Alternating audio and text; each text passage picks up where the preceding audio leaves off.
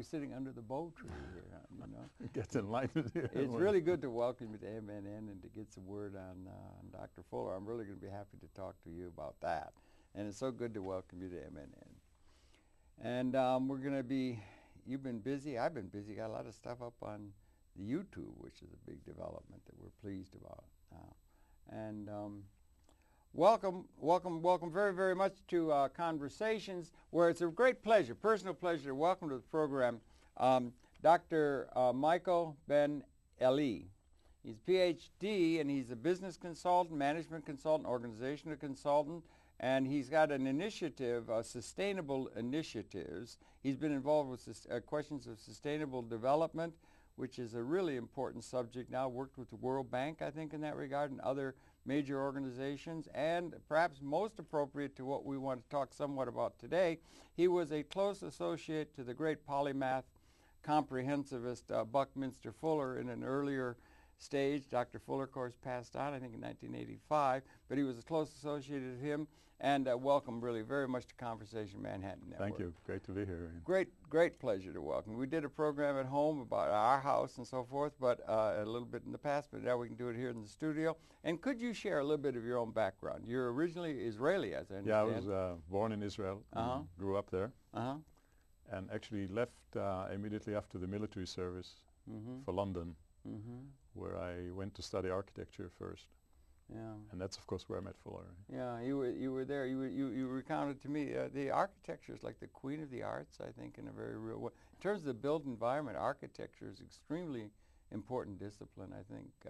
Well, it affects almost everything we do, right? It does, more than most anything else. It really does. Yeah. You were involved in that from the early stage when you were in Israel. You had it. No, in Israel I just went through high school, and when I graduated, as I said, I went to the military service.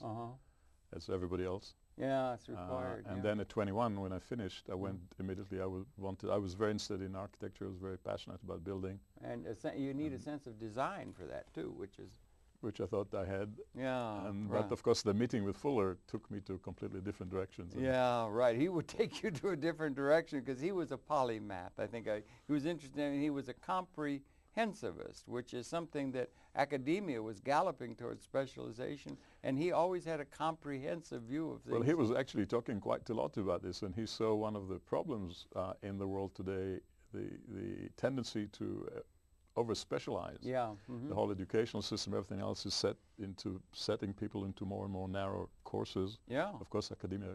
Whereas many of the problems that we have are systemic in nature. They're systemic, so absolutely. You need to think comprehensively and whole systems, right? And very few people are educated to think that way. Yeah, and that loop goes out to where we begin to start thinking about ecology, and we start thinking about our relationship to broader systems and so forth. Global warming issues coming up now. These things affect us. Ecology, ecosystems are systems by excellence. Yeah, right. Where many parts interact in many ways, not all understood. And you cannot treat them as though they were mechanical devices. So now you're from Israel, which is sort of midway between the East and the West. Rudyard Kipling said, "The East is East and West is West, and never twain shall meet." But in the East, in Eastern Vedic traditions, they've said from the beginning, I think they have a sense that the material world comes from consciousness, whereas the West is more the consciousness emerges from the material world. But they have that. But the Vedics would always say that reality is a seamless web. There are no economic disciplines in reality, and that's simply a true fact of the way the universe is organized, is it not? I think that this is one of the fundamental difference between some of the major wisdom traditions from the East, that they have a more innate systemic view of reality. And I think in the West we kind of focus more on the material and the linear way of thinking, the distinctions, the separation. Separations of God and the world, and separations of man from nature, and things of that kind. And yet, as we live now, in a certain sense, because we've been here 200,000 years, the Homo sapien. Or more. Or perhaps more, but I think the mitochondrial seems to indicate right around there. It could come from an individual. It actually could come, the mitochondrial DNA tells us it could have been actually an individual in the Homo habilis line about 200,000 years ago, 10,000 generations, that created all 6 billion of us we're descended of. A Homo sapien came out of Africa. We get to that point, and that that was a singularity. There have been a series of them, and now we're reaching a point where we had a unique distinction of extending our consciousness in the use of tools into the environment and making the environment other than in a given Eden-like sense is the lot of all the creatures that engage the environment. We can make the world different than that in which we find ourselves born into, which is a unique characteristic of consciousness at that level. In that respect, I think that the whole mythology of the expulsion from Eden is so fundamental and so interesting.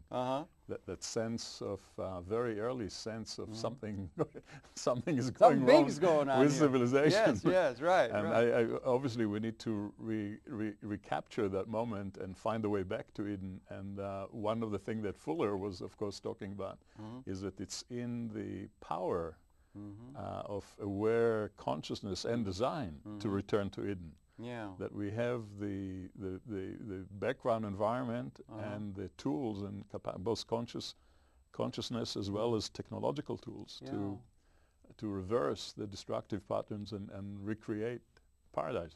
Perhaps, yeah, it might be. That's what's in the cards. He's wrote a number of books with great titles, one of which was Utopia or Oblivion, right. which is kind of a very interesting thing as we contemplate the fact we have weapon systems, apparently, it's modeling, of course, that could apparently, if they were unleashed now, after all this time, we finally reached that point about 1970, where the weapon systems that do exist, if they're unleashed, would mean the end of our whole species and a good deal of the other life forms. Yeah. We couldn't do that as recently as the Second World War. I mean, it's an existential new reality.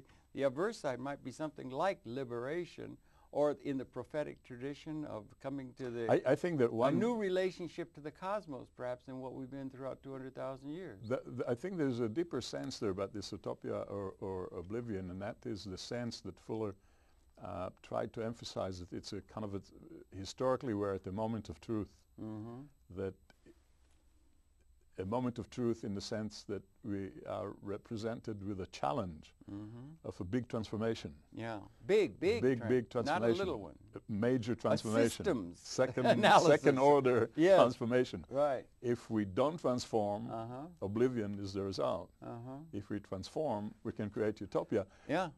And utopia not in the conventional sense of an end state once and for all. Yeah, no, he would never accept that. Yeah, but we could recreate a dynamic situation where plentiful abundance, joy can really be the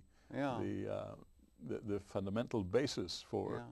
It seems to society. me he wrote that poem. You were closest to it. I only knew him briefly. I had one little encounter, but he informed everything I think about. I think he's the most important single human mind in the history of mankind myself. Oh my God, yeah. I've got a great admiration for him and so forth.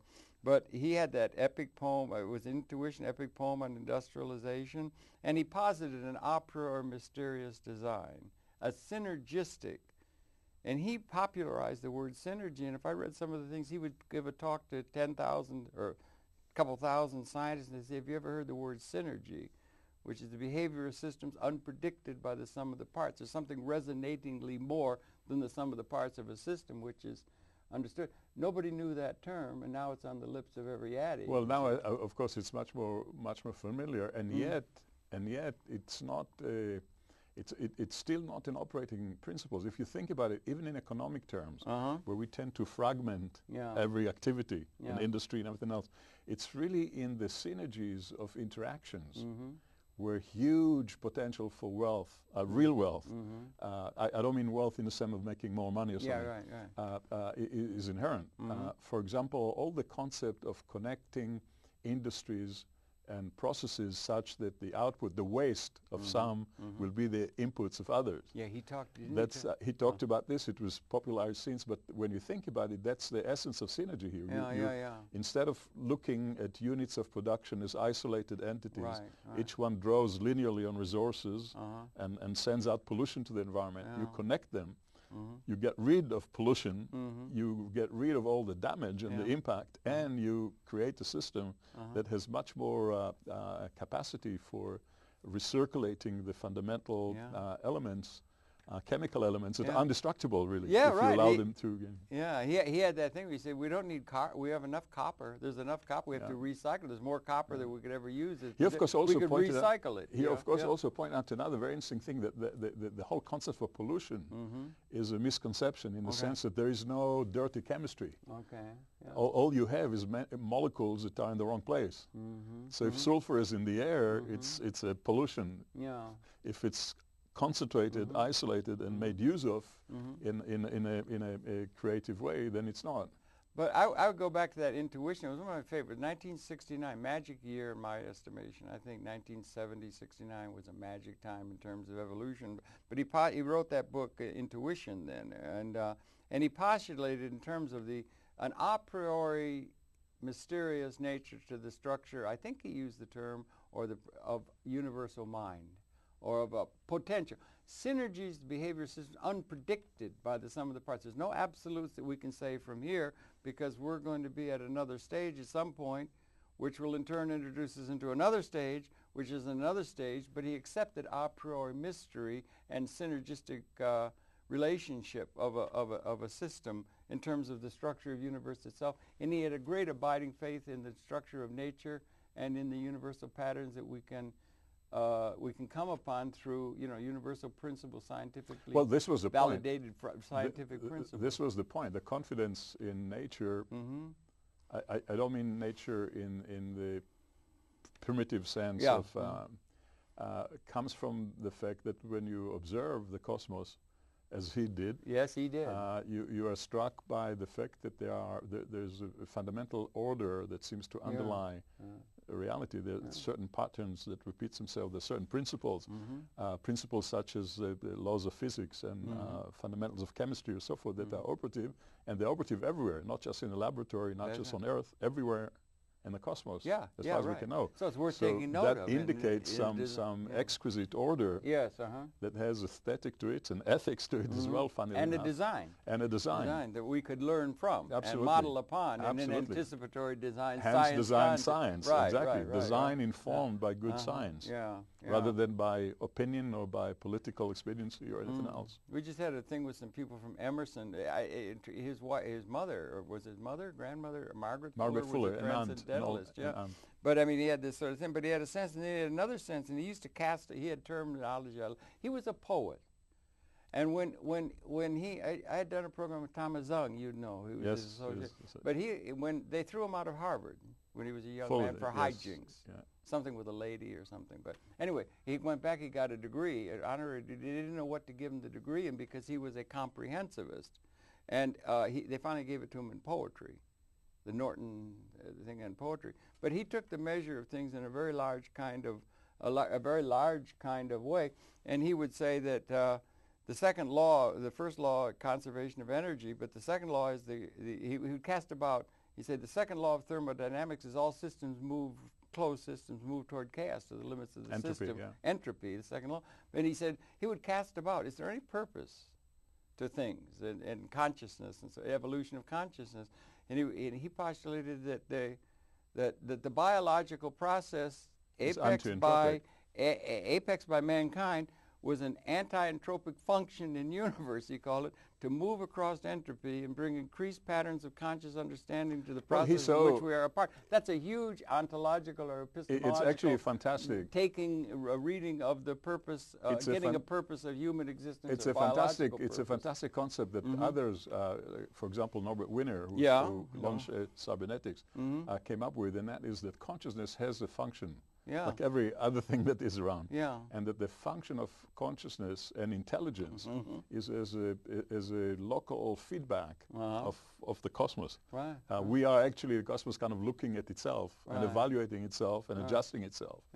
And I think it's an immense concept, because when you focus only on the second law of thermodynamics, which is inevitable, I mean, it is a law that cannot be violated, it has going with it, as it did in the early part of the century, a sense of pessimism. Yeah, There's no hope, everything's going to run down. Yeah. And what Fuller and others began to observe is that while this law is inviolable, there's really a balance of regions where entropy increases and regions where entropy decreases. Yeah, in other words, the order is being formed. Right.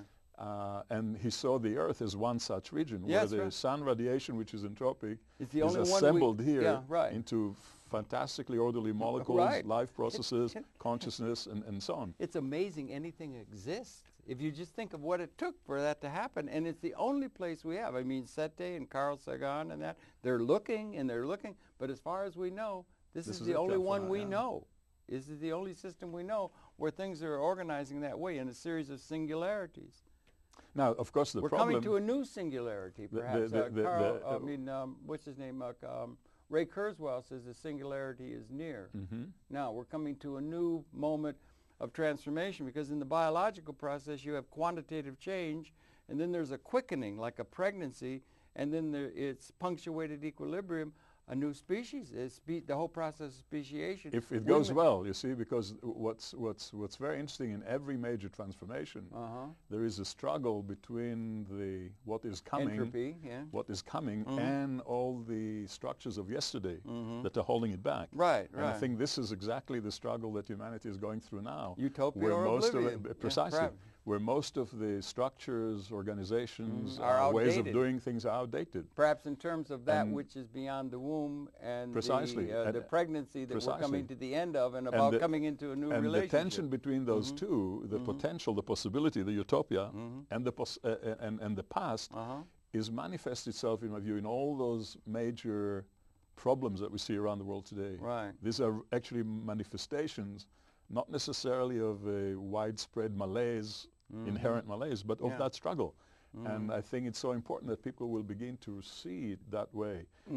Climate change is not a problem in its own right. It's a problem between a way of an economy of energy that is bringing us in the wrong direction. Right. So that's a consequence. If we will learn the way that Fuller talked about many times, how to link to other sources of cosmic energy, which are as abundant as anything, because there's nothing other than energy, that will not be a problem. But the whole structure of the economy, the whole structure of the energy business is still moving, is still clinging to the fossil fuel paradigm and refusing to let go. And that refusal is manifests itself in the mounting problems. A lot of political problems we see and that sort of thing. Yeah, I don't want to get away from the larger picture, which is the evolution of consciousness, because I don't think he would ever in any way be able to take the luxury of saying, everything's fine, we're going to make it, it's going to be utopia, because synergy touch and go. Synergy is the behavior of systems unpredicted by the sum of the parts. So if we're in the womb and we're moving towards something that can only be done perhaps through the effective utilization of the whole, or perfection of the system in an evolutionary sense, and we haven't obtained that yet. We don't have an operating manual for spaceship Earth worthy of what the future or the present zeitgeist either requires or allows in a new liberating way. We don't have that yet. It may be that we were meant to entropy, and that life and its collection will take place elsewhere in this or other universes. And there's no accepting the idea everything is all right. It's not a question that we were meant for entropy. I think the way to look at it is, as you said, there's no guarantee. That's right. That a lot life of these and living processes are always touch and go. Yeah. The tolerances for living systems is in the cosmic environment is so little. I know that so you can just fall off the cliff any moment. Yeah. And but that's another enormous idea, because what he was talking about is that it's really in the innate capability of humans with their mind and consciousness to understand that and therefore to choose which way to go. We have that self-reflective consciousness that it was not characteristic of Australopithecine, you know, for 3 million years, or Homo habilis.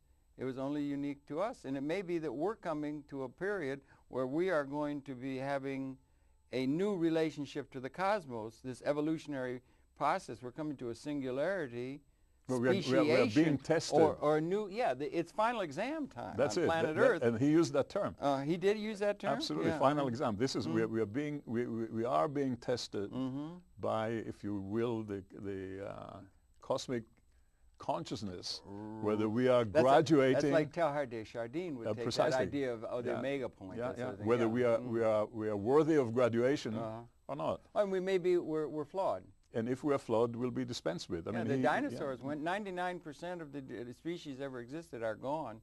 600 million years ago, all fauna was in the form of a unicellular spongiform. There were singularities that developed, and we get to this point. When you get to the point where you can destroy the whole species with your clever extended consciousness through technology, and we're juggling atomic weapons, and there's all these ancient and you're coming to a time, and that's what I would like to get to in a practical sense, beyond all this speculation, ontology, and the structure of the universe and so forth, which he would deal with very beautifully and so forth. But when it came down to the practical realities of operating spaceship Earth, he had this idea of anticipatory design science, and he also had this idea that he postulated and copyrighted in 1952, that the ability through good design and through good technology, the percentage of the world population that could be realistically seen to be halves in terms of our abstract, technologically augmented productive capability with ephemeralization, doing more with less, good design,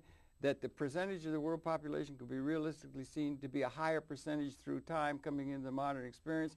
And he said in 1952 that we reached a point in his reckoning where something like 20% of the world was, if I'm right, could be seen to be halves coming out of history, and he postulated a 20-year period of imminent crisis to all human institutions as we crossed and approached the 50% mark around 1972.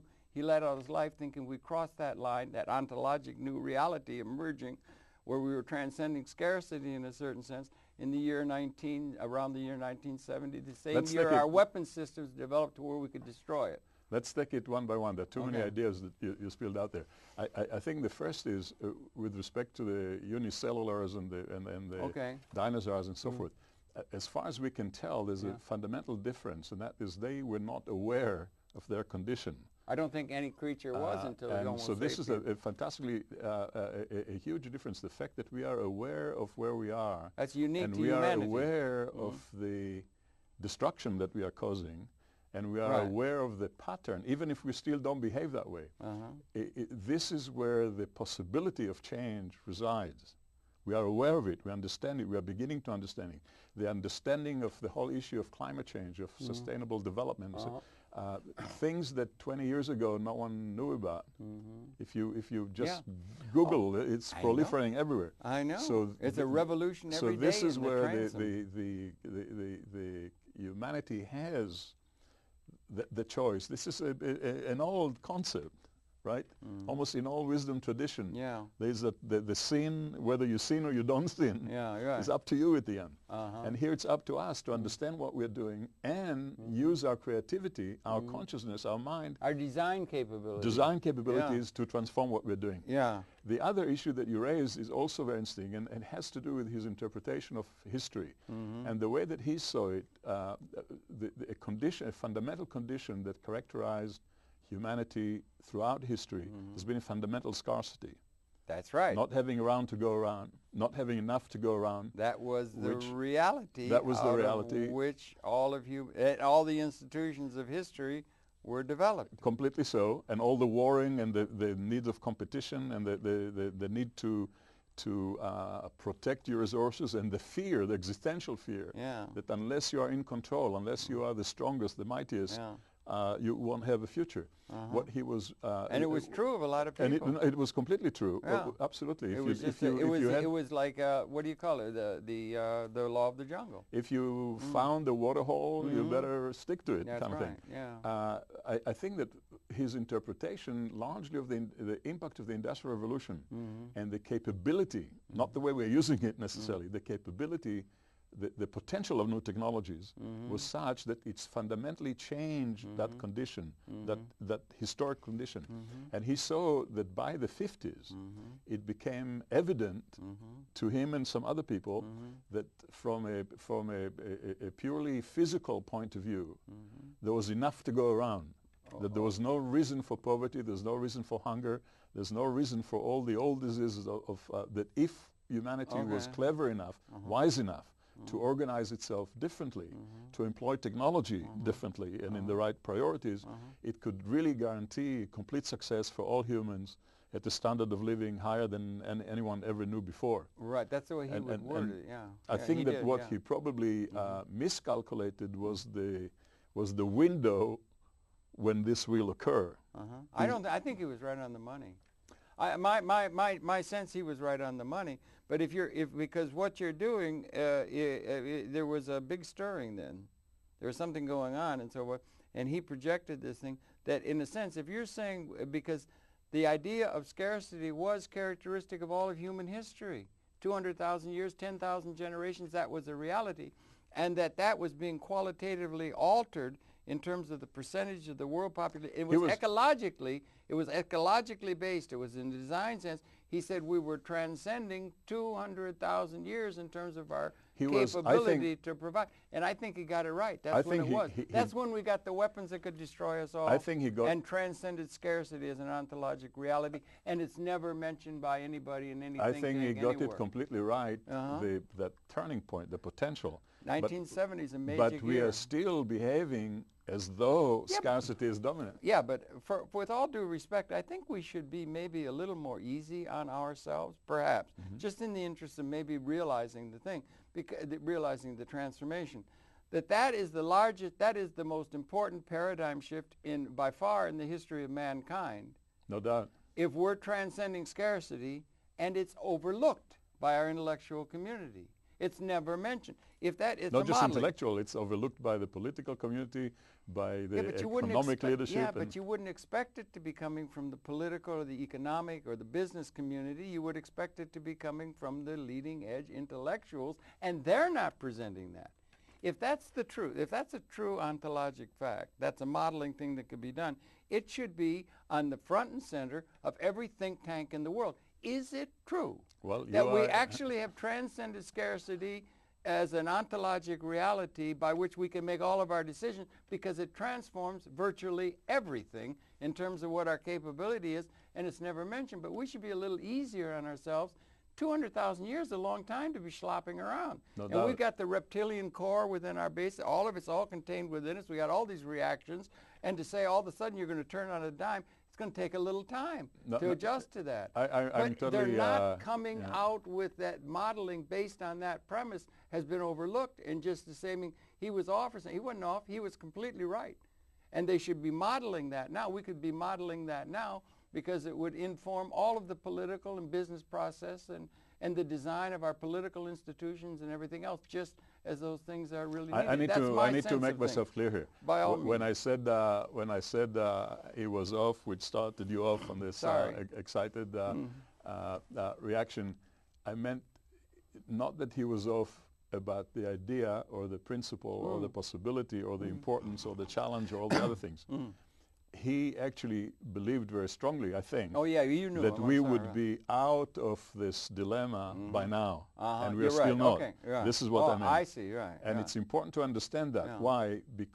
Precisely because the message is so fundamental and so important, as you suggest. But we are behaving, we're not hearing it. And we are continuing to behave as though that condition of scarcity still has to dominate human affairs. The one fundamental challenge in all transformations is how to overcome, as we said earlier, how to overcome the patterns and conditionings of the past. Right. And I think that effort of freeing loose from that past that keeps us back is turning out to be a larger challenge that perhaps was thought about. Although at the same time, and this is where he was dead on, there's certainly a growing understanding and a proliferation of spontaneous understanding of younger people, of the youth, that there's something fundamentally different. Something fundamentally is changing.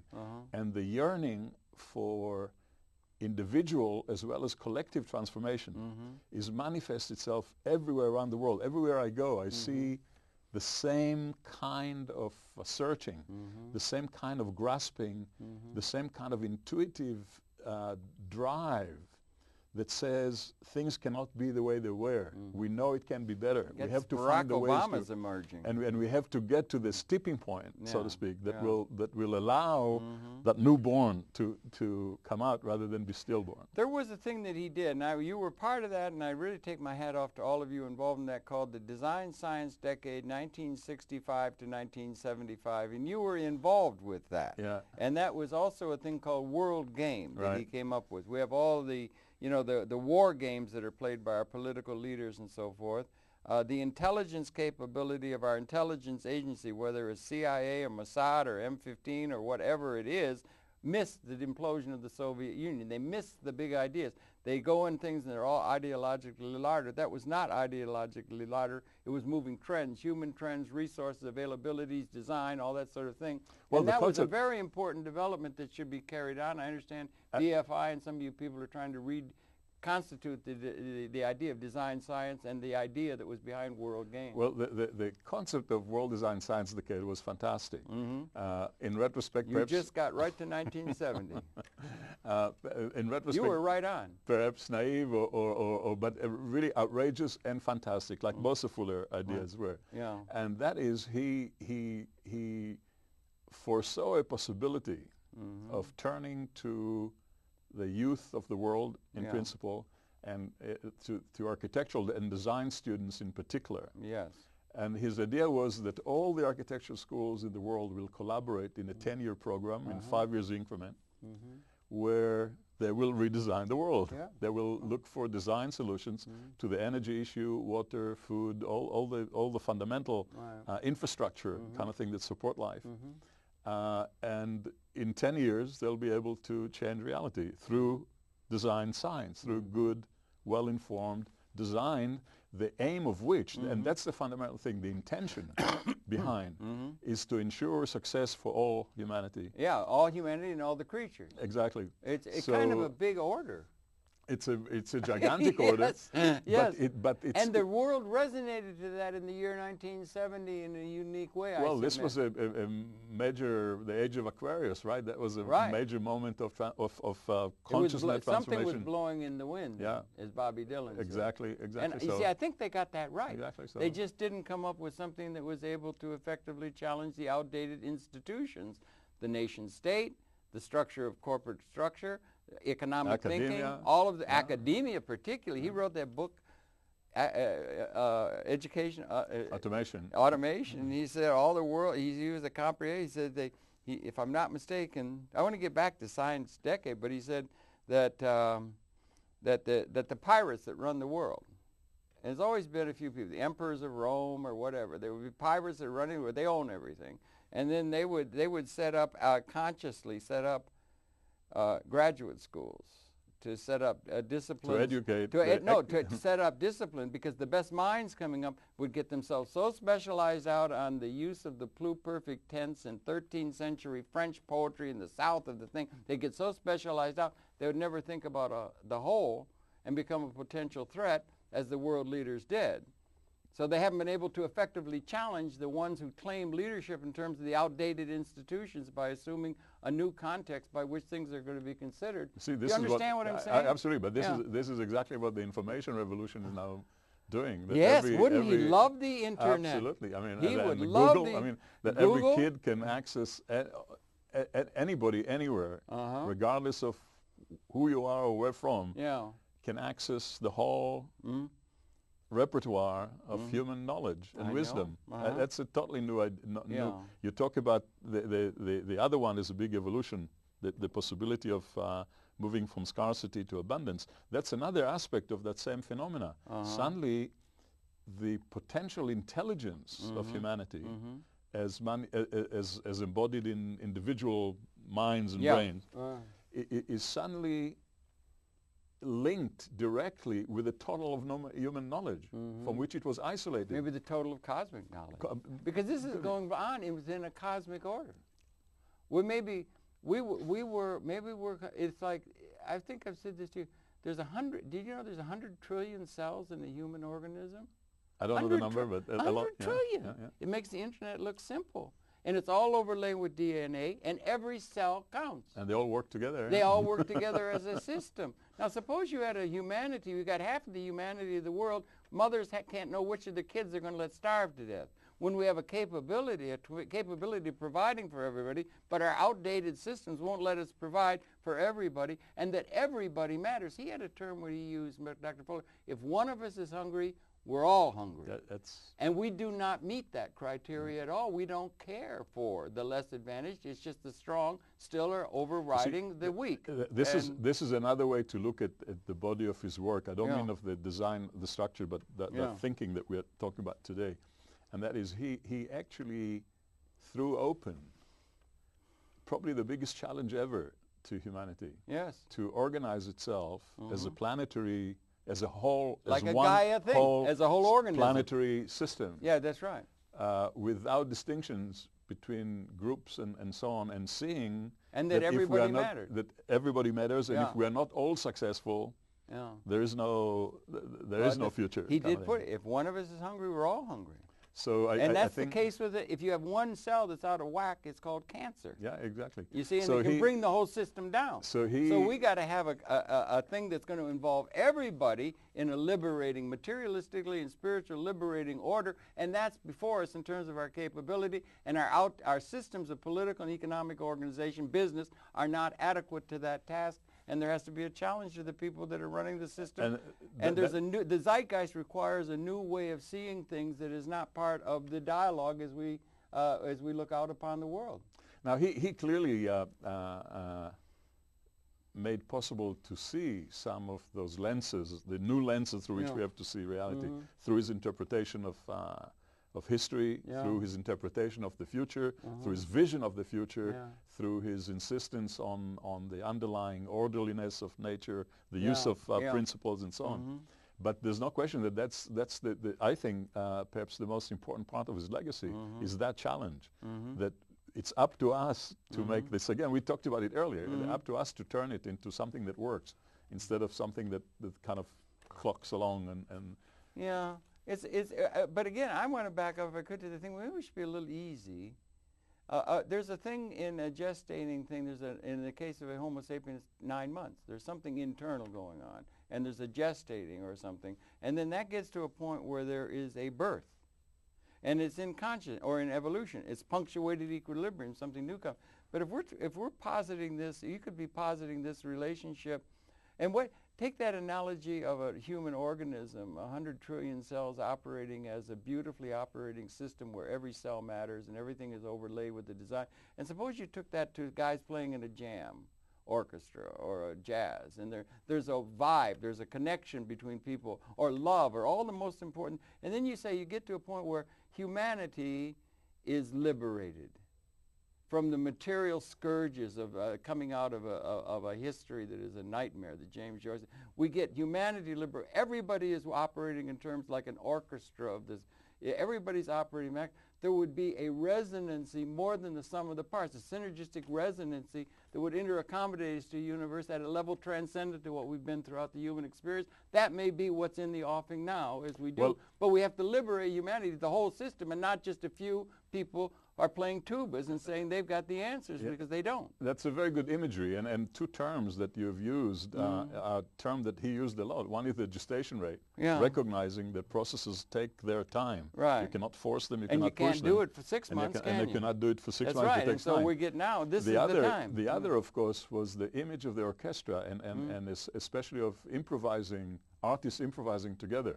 He used a lot the term of the spontaneous coordination of human activities. And he saw that possibility of a spontaneous relinking, reorganizing, because of understanding, because of love dominating, as the forces that, or the tools, almost I would say, that are in at our disposal to. This is how it will happen. Right. And that you need that. You cannot do it through coercion. One of the advantages, let's say, just muse about that, if we're at a time really, and it's overlooked, unfortunately, the idea, let's just overlook the fact that we've transcended scarcity.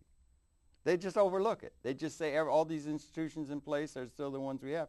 But the ones who are youthful are able to see that they might be able to be a little more understanding of the old folks that are there, or people have responsibility for institutions. It's like the elders or something like that. And that what you're going to have, if you're in a condition of scarcity, rather than some dialectical thing where you get a thesis, antithesis, and let's say in political terms, the one guy comes and the other guy comes and they win and then they cut off his head, Louis the 16th or something. They do that in a political context. You could have a context where maybe for the first time one of the luxuries is you're going to be able to have a context of an operating manual for spaceship Earth relative to what the zeitgeist requires or allows in a new way, but in a way where nobody has to lose.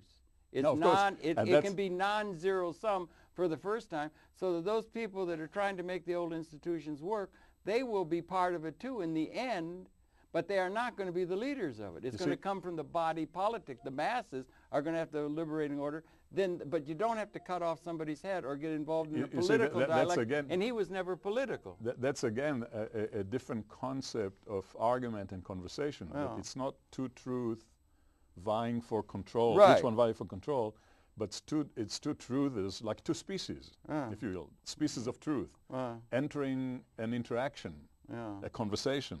Well, and that interaction or that conversation brings forth a third truth that embodies both. Yeah, right. I think that's what we like have to begin to use as a model, rather well, than the you and I kind of thing. It's the we, rather than the... that's right. Or non-zero sum. Yeah. You can have non-zero sum where nobody loses, so that the people who are responsible for outdated institutions, let's say the nation state, or the things that people are fighting over, or the idea that if somebody's going to have something, no, but somebody else has to be taken. All the zero-sum thinking and so forth is not there. You have a thing. But the people that are responsible for those historically inherited institutions have to be respected, and they have to be able to be part of this process on their own terms as well as everyone else has to, so that you can have a revolution made, a design science revolution that informs the body or the consciousness of humanity, but you don't have to have enemies that are responsible for all the problems we're having, because they will be included in the end by a pattern that's really in order with what's required. Remember one fundamental thing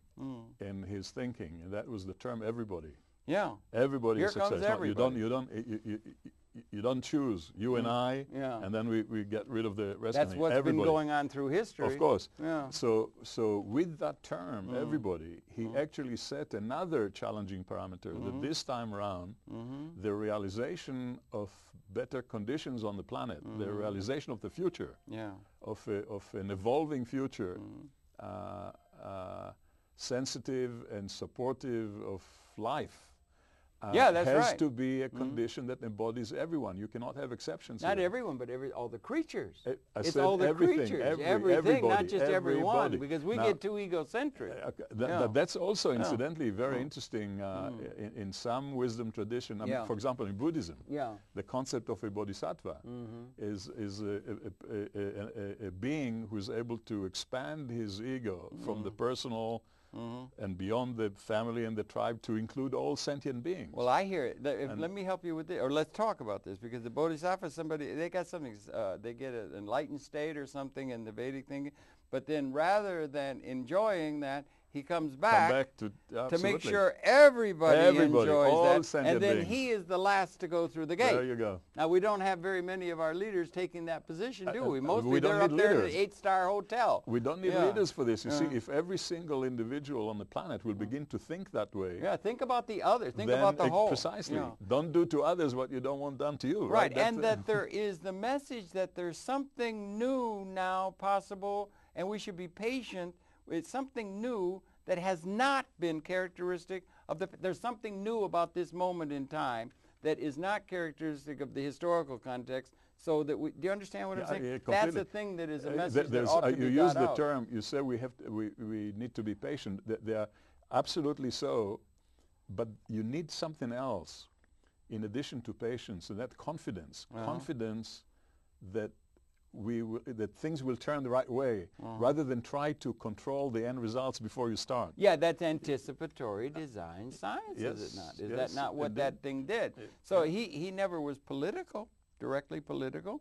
But On he the would contrary, say, I mean, he would be on the contrary. He would say, let's design a condition through good design, his geodesic thinking and so forth, where the good can come out and that we can realize the good from good design and create a world where the good can come out rather than trying to exorcise people to be good in the way that political leaders or even some of the spiritual leaders have been trying to do. He, of course, emphasized that one fact that political systems and political arguments and ideologies have no leverage on the physical constitutes of universe. Yeah. And many of the problems that of scarcity and so forth have to do with the material level of reality, right? Very important, but it is important, and it has been important in terms of human conscience. Or no. Let me finish that idea. Yes. So in order to have a better energy source, this is it's a technical issue. It's not a political issue. And yet now, if you look at climate change, much of the attempts to address it are through political means. The Kyoto Protocol, we ignore it, and that's why we're not getting anywhere. What we need to do is focus on invention, on good science, on understanding what are the technologies, what people call today green or alternative technology, that are going to free us from the dependency of on fossil fuels. Perhaps so. The design, I would think it's not, yeah, that's right. There's a lot of people who think that without the design you get anywhere. But I'm thinking the design also would be informed, not only design in terms of a new technology or something. That's all important, that sort of thing, and the green and photovoltaics and things that can be done in design, but also that the design of our our institutions, our political, economic, our thinking, our economic thinking, our academic, those are all designs that inform, and the design of, let's say, the notion of politics. We need something that's going to involve the world has been a nightmare, James Joyce said, where you had the powerful lording over the weak. We had Western colonization of the rest of the world. We don't have a thing that adequately brings in the masses of the people of the world, of the so-called, the design of economics. We don't have an economic system or a philosophy that informs economic thinking that adequately... Well, we do. We don't have one that is out there in the public dialogue. Mr. Obama's coming along. He's saying maybe something's new. We have one, but we have the wrong model in economics. So that we have an economic system. We have an accounting system that allows us to behave in the wrong way because it gives us the wrong definition. We have an economic accounting system today that distorts what is happening. Well, economics is often defined as the allocation of scarce resources. How are they going to ever allocate or deal with a reality that subsumes that idea? Well, we have to the politics. We have to change the paradigm to allocation of abundant resources. Yeah, but to change that, but you never, ever hear, and the thing is, I wouldn't blame the politicians. I wouldn't blame the business guys. You don't blame a crocodile for eating an antelope. Yeah, I blame the intellectuals or the so-called progressives. They don't come up with an alternative that can effectively challenge the decision makers and the political leaders and the economic leaders in a qualitative way that is relevant to serving the masses of the people, because the system in place is not going to do that. Let's get one thing straight as a basis for moving forward, and that is that it's not a question of blame.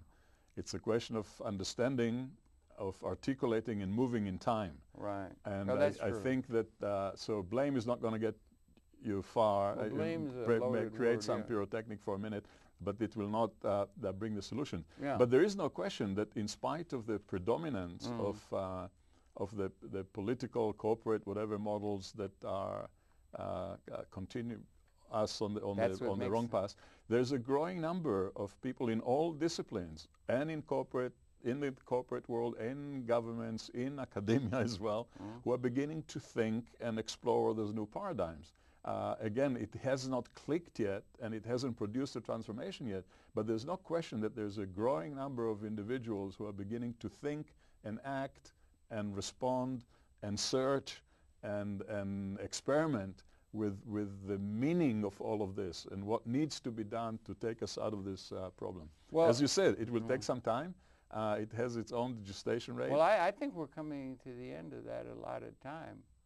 when they start doing the things they're doing, I really am getting a very real sense of they're making another generation of atomic bombs. The thing in the Middle East, you know, I'm very nervous about it. And there is not, like, at one time, just say economics. At one time, Mr. Nixon said we're all Keynesians now. You know, now we are moving into politics, and I wish we wouldn't, because that was not the spirit of Fuller. All right, you're right. You're absolutely right. But that's still there. But the design, but the financial arrangement, the way in which capital, I can take a second, the way capital is formed and income is distributed among the people of the world and everything is a design question. How do we design it? And according to what thinking do we design these political orders rather than just accepting the other? I don't think the design principle can be done away with as it relates to the way in which we're going to organize our social and economic organizing institutions, because there's the design template behind all of those, and that's economic theory, and it's lacking an economic theory relevant to what's required, I would suggest. Absolutely true. I used earlier the term design in relation to energy, specifically on the technical side. But you're completely correct that the notion of design has to apply in a much wider context. And that wider context is how to make the world work. And how to make the world work has the physical component. How do we organize our technology, and how we design the infrastructure that support life, the production of food, the distribution of production, distribution of energy, issues of water, and so forth. However, this will not happen unless other components of the system don't change as well. And those are the decision-making component, the governance component, the way that the economy, at the moment, the accounting system that is underlying the economy is driving what we do. And it's that doesn't allow us to change, because it counts profits in a distorted way. It does indeed. It counts consumption as income in many cases. That's right. It doesn't account. So we need a major transformation in all those dimensions, and a redesign of all of those components of society for the thing to work as a whole. Now that's an important comment, because it underlies something fundamental, that the challenge is systemic. It's not the question. It's the whole system. It's not one little tinkering part. That's right. If you go around, you see some people tell you what needs to. We have to change our consciousness. Some people, we need the change of heart. We need the change of this. What we need is a multi-dimensional transformation that happens on all those different elements of reality. That's right. And don't forget, people, the way, and also you've got a displacement of labor in the productive process with technological, autonomic systems and so forth coming, and the way in which people got a sense of identity throughout history. When you start messing with the sense of identity, whether political identity or job opportunity, there's likely to be a situation where people are going to be liberated from the need to work, the need to work, the need to earn a living. That's right. And they give all this idea about the work ethic and how good it is for women not to bother taking care of their kids, go out and pick up papers or do something. And they got all these rationales built out of history that are outdated. Well, actually, because they don't have an alternative way of forming capital and distributing income, allowing us to do what we know we're capable of doing. It's schizophrenia on the planet, and they're making new atomic bombs in order to reify those systems outdated. At a design level, they need a new design revolution in terms of we shouldn't just put politics off in the corner and say it doesn't matter, because we have to redesign those political and economic theories and thinking and so forth. And the intellectual community is falling down on the job by not coming up with an alternative. They just assume that the leaders of the world who walk across the world, they claim legitimacy, historical legitimacy, the people with the power, and they're not legitimate in terms of what the zeitgeist requires. They have to be shaken. Maybe the notion of an intellectual community as a thinking leadership has to go, has to be one of the way that has to go. No, it has to be something that encompasses all of humanity. That's why it's going to come out of access, or these kind of communication things where you can model these things. That's what I'm trying to get to, that the notion of intellectual community as an elite that will show us what to do is perhaps in itself an outdated concept, and we have to be able to depend on everybody and on the thinking potential of everybody and the access. That's why the access of everyone to information, to computing system is so important. That's why it's because so democratic. You don't know where the leading thought will come from. That's right. And to continue to depend on a self-defined group of like our politicians, intellectuals yes, right. is not the way oh, to go. The intellectuals. Okay, the intellectuals, yeah, but there's Voltaire and there's people who think. So where is the thinking, or it is not, it's going to come out of the wisdom of the people, of the body politic, of the world. And so it's going to everybody's going to be involved in that, but they're going to be some. Fuller put it together pretty well. We're talking about Buckminster Fuller. We're not talking about John Q. Citizen who lived in Ames, Iowa, and didn't put it. He put it together. Michelangelo was pretty damn good with a hammer and a chisel. There is that quality, so it's not completely level. It's not completely level. There are some people who put it together, and that's not something we want to throw out too easily, because we're looking to Buckminster Fuller, Marshall McLuhan, Teilhard de Chardin, some of our wisdom thinkers, Jesus, and so forth. What Fuller liked to emphasize. You know what I'm saying? Yeah, completely. But what Fuller liked, the way he liked to present himself many times, very ordinary is a totally average individual who had the fortune to focus on those issues because of some crisis that occurred to him in his life that turned his thinking and his energies into those issues.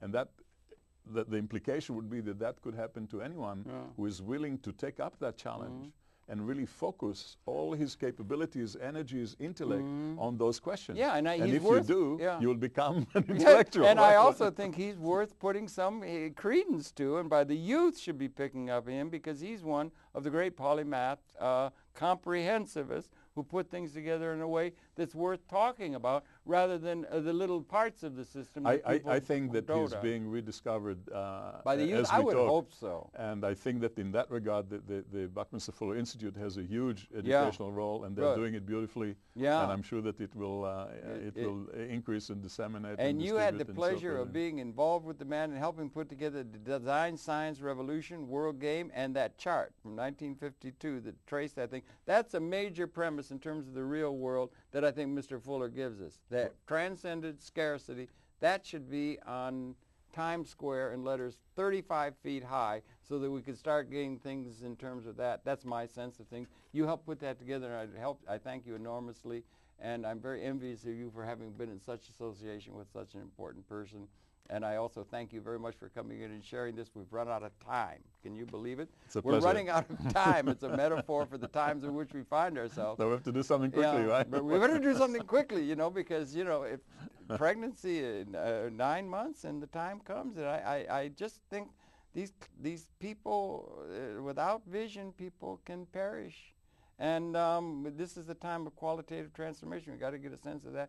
Thank you very much for coming in. Thank you. We're going to do other programs down the line. We're talking about your design initiatives and things you're doing with the people, but we wanted to get some word in about this great man that's not enough talked about, and my prediction is he's going to be more and more picked up on by the youth and by the people that are concerned. And so it's a pleasure to talk to you again. Thank you for all the work with him, and I thank you and the audience for viewing. It's been your pleasure to have the perception then of Michael Ben-Eli, and he's a Ph.D. and he does systems work, cybernetics. We didn't get to the fact that he'd worked in cybernetics and was a close associate of that great polymath Buckminster Fuller, sharing his perceptions of him. Happy to have welcomed you to the program, and thank you for viewing. We invite you to, we'll come back again tomorrow. That's it for now. One more time, Michael, thank you really very much for coming. Thanks. So, could go on talking, but so we want to get this up on YouTube so people can view it. We can say anything now, right? Wouldn't he love the internet? That you knew him well. He would love the whole digital thing that's going on. I think that he foresaw, perhaps not in education details, automation, but he foresaw the potential and the potential impact of information.